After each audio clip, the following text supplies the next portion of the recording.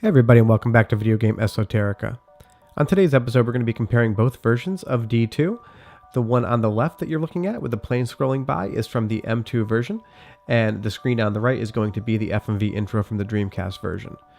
The interesting part of this is that at least in the beginning, both storylines kind of follow each other quite closely. You start with a plane and you end in a plane crash. Some of what happens in between is slightly different, but it does show what was used from the M2 version versus what was discarded. If you know anything about D2, you will know that the Dreamcast version, gameplay and story-wise, varies wildly from what we had been shown for the M2 version. In the M2 version, on the screen on the left, Laura's unborn child was kidnapped and brought back to Vlad Tepes in Romania. That's kind of most of what we know about the story. There is a translated video I put up that tells you a little bit more. And on the right, in the Dreamcast version, Laura ends up crashing in the Canadian Arctic and ends up fighting these space plant monsters and Shadow the Ultimate Destroyer. Totally disregards the entire storyline from the original D versus you see on the screen in the left there is some FMV scenes from the original version of D. That storyline definitely kept the vampiric sort of Dracula theme going from D to D2 for the released M2 version versus what we ended up with on the Dreamcast being completely different. But it is interesting to be able to look at how the storylines kind of at least stayed similar. Interestingly enough, when you're watching the FMV intro on the right from the Dreamcast version, there is a movie playing in the plane, kind of, in that middle row, like we used to get movies on projectors back in the 90s. And that is playing as an Easter egg, one of the FMV movies from the original M2 version of D2. So a big difference here is obviously on the left, Laura is pregnant. On the right, she is definitely not pregnant, just playing with a laptop. There's a huge difference in how she looks as well. The Laura on the left looks way more similar to the version in D, where the Laura on the right is completely different looking.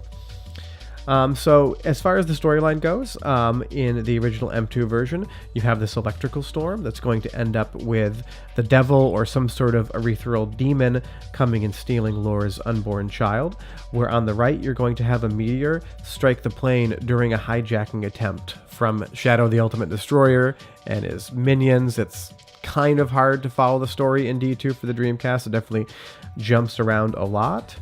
But that's kind of the difference here, is that it's really interesting that we get this plain FMV intro in both versions. And there you see on the left, the demon is coming to steal Laura's unborn child and bring him back to ancient Romania, where the version on the right definitely drops that entire storyline and goes with that kind of sci-fi Arctic theme.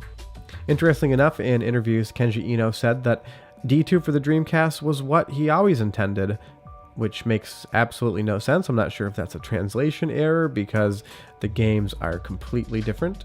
But in another interview, he said that he always wanted to work with snow, and graphically, there is a lot of snow in D2 for the Dreamcast, so I think he kind of went with that idea, obviously. But it's really fun just to compare them both. After this FMV intro, we're going to be going through some of the gameplay, showing the differences, and then kind of thematically tying D2 for the M2 back to the original D, where you can definitely tell that D2 for the Dreamcast doesn't really share any themes from the original D. So there you go. One, the plane blows up. Laura presumably dies. On the right, the plane crashes into the Arctic, and Laura definitely lives. So just watch the rest of this, and we'll be right back with some gameplay comparisons and kind of talk about the difference, what both games ended up being. So what you're looking at on the left is the M2 alpha footage, and on the right is the released version for the Dreamcast. You can definitely tell that there's a huge thematic difference. On the left, you are in a castle in Romania, and on the right, you're in the snowy Canadian wilderness. Kenji Eno stated that he wanted both games to be fully polygonal and have 3D combat in real time. You'll see on the left that there are a couple attacks going on. Interestingly enough, for the Dreamcast version, combat is done in the first person with a fixed camera view. You can rotate the screen 90 degrees to attack enemies coming at you from different directions, but your character is locked, so that is a big difference between the two games. You'll see Laura attacking these pseudo-plant-based alien enemies, and that is done from the first-person perspective, where the M2 version was meant to be real-time combat in the third person. Looking at both screens here, though, you will see that outdoor exploration was a huge component. Both the M2 and the Dreamcast versions have large outdoor spaces where you can explore and look around. On the right, you will see Laura gain some experience points. It's very limited RPG elements in the Dreamcast version.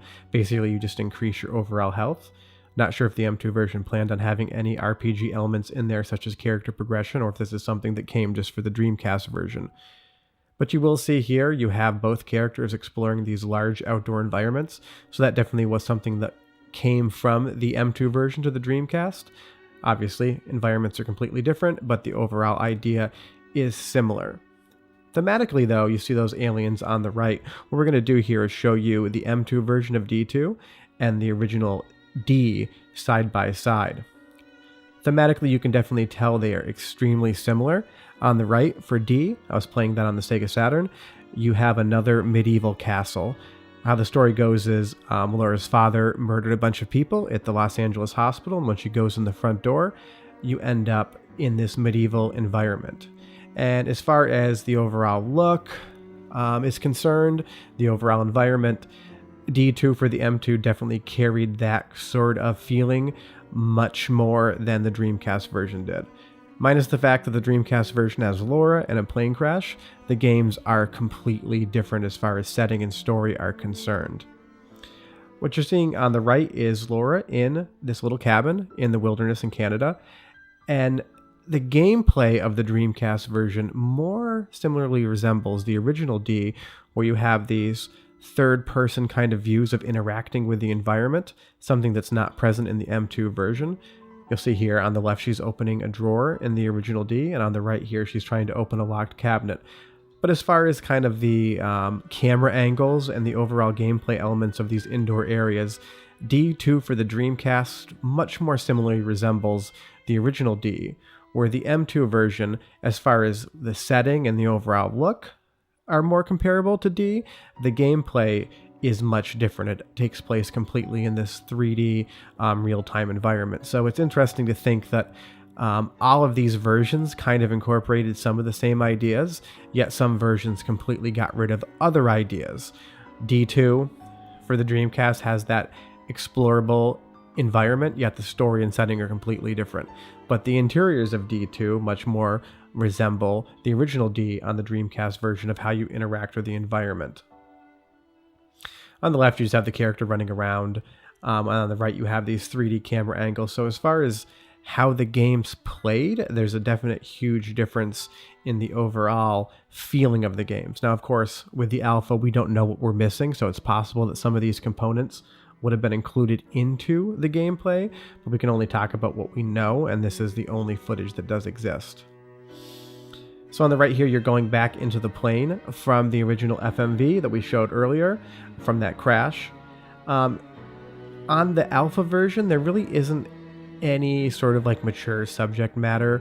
In the original D, there's definitely, gore and violence, which doesn't show up in the alpha. Now, of course, that might be incorporated back in, but as far as like the horror elements of the game are concerned, D2 for the Dreamcast does hew more closely to the original D as far as the imagery and sort of the violent nature of it all. But that's kind of just the comparison of the two games. They are definitely different. The story is wildly different in the Dreamcast version, and to be completely honest, it is hard to follow and very confusing. I do wish we had gotten the storyline from D2 on the Dreamcast. Kind of they had just made the same game that they were intending for the M2, but did that on the more powerful hardware. Unfortunately, we realized that's not what we got. We did get this completely different game.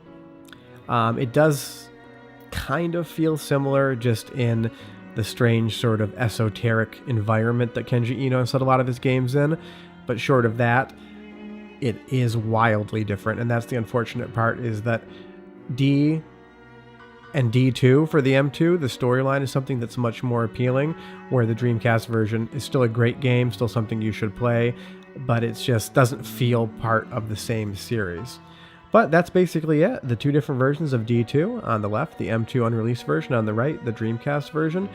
Both great games, D and D2. You should definitely check them out. Hopefully one day something releases for the M2 that we can play from that alpha. But that's about it. D2, two different versions. It's interesting to be able to see, kind of like Resident Evil 1.5, how games change as they get remade. But that's it. Thanks so much for watching. We'll see you guys next week with some more content. Otherwise, you can follow us at Instagram at Chicago Game Collector. But thanks so much. We'll see you guys next week.